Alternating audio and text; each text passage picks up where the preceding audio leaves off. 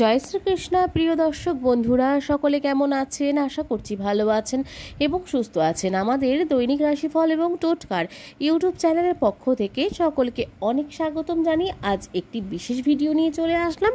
তো আজকের ভিডিওর বিষয়বস্তুটি কিন্তু শনিদেবকে কেন্দ্র করে এবং একটি রাশিকেই কেন্দ্র করে হতে চলেছে এবং একটি রাশির নক্ষত্র এবং রাশির গ্রহ চক্র কিভাবে ঘুরতে পারে বা কিভাবে কি হতে পারে সমস্তটা থাকছে এই ভিডিওর মাধ্যমে।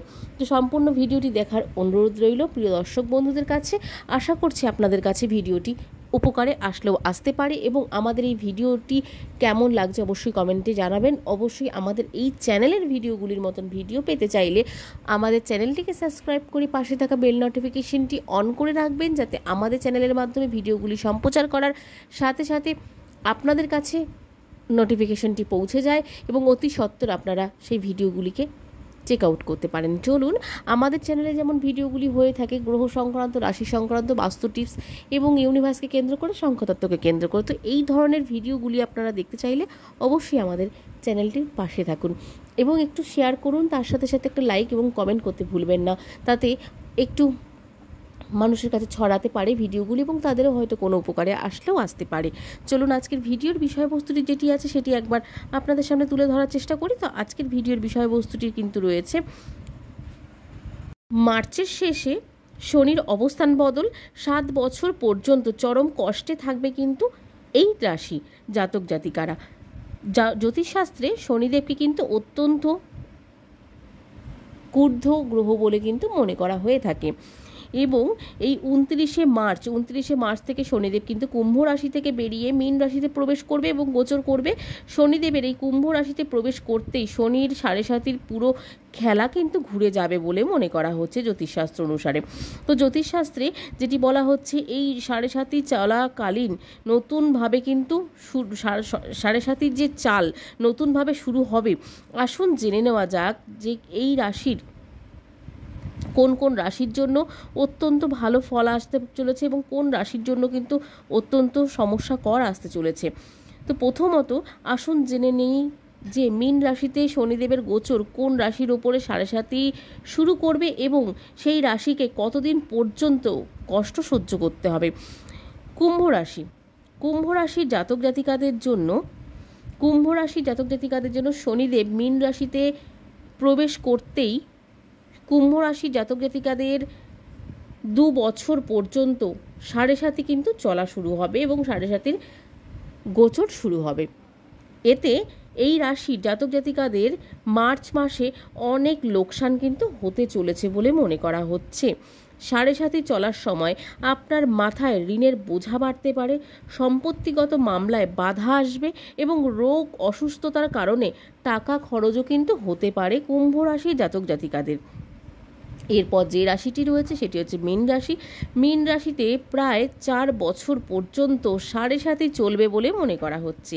এই সময় আপনার 7.5 খারাপ প্রভাবে মুখোমুখি হতে চলেছেন কিন্তু 7.5 খারাপ প্রভাবের মুখোমুখি হতে চলেছেন কিন্তু মীন রাশি জাতক জাতিকারা।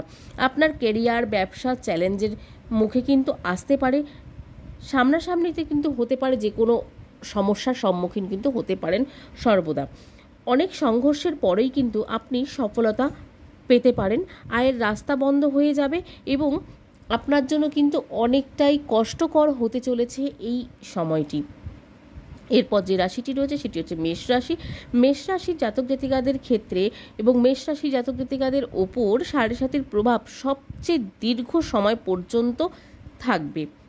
মেষ রাশির উপর 7 বছর পর্যন্ত 7.5 চলবে। এই 7.5টি 7 বছর চলার কারণে এই রাশির জাতক জাতিকাদের 7টি বছরের আপনাদের দাম্পত্য জীবনে ঝগড়া অশান্তি বাড়বে, পারিবারিক চিন্তা থেকে আপনারা মন অশান্ত থাকবে, আপনাদের অর্থ সংকট দেখা যাবে এবং সাথে আপনাদের জন্য কিন্তু মেষ রাশি জাতক জাতিকাদের জন্য কিন্তু অনেকটাই কিন্তু সমস্যায় পড়তে হবে। এই 3টি রাশি জাতক জাতিকাদের জন্যই কিন্তু সমস্যায় পড়তে হতে পারে এবং হতে হবে আপনাদেরকে। 7.5 জন্য কিন্তু আপনাদেরকে একটু সমস্যায় পড়তে হতে পারে, কিন্তু তার থেকে বাঁচার একটি উপায় আছে। শনিদেবকে কোনোভাবে সন্তুষ্ট করার চেষ্টা করুন। শনিদেবকে সন্তুষ্ট করার অনেক বিষয়বস্তু আছে। আপনারা কোনো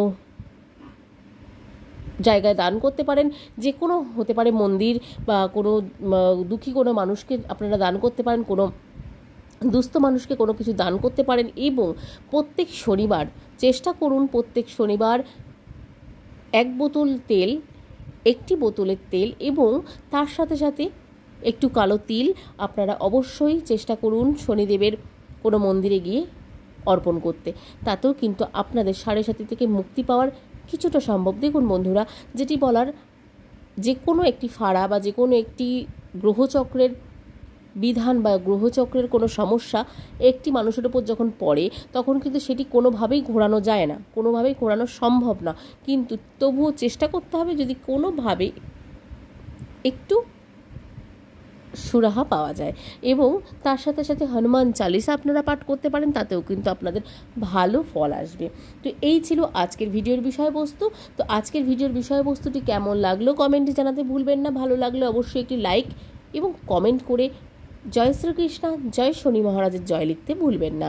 আজকের মতন এখানে বিদায় জানাচ্ছি। সকলে ভালো থাকবেন, সুস্থ থাকবেন, সাবধানে থাকবেন। নতুন ভিডিও নিয়ে আসা পর্যন্ত আমাদের চ্যানেলটির পাশে থাকার অনুরোধ রইল প্রিয় দর্শক বন্ধুদের কাছে। চলুন আজকের মতন সকলের কাছ থেকে এখানে বিদায় নেব। সকলকে আজকের মতন রাধে রাধে।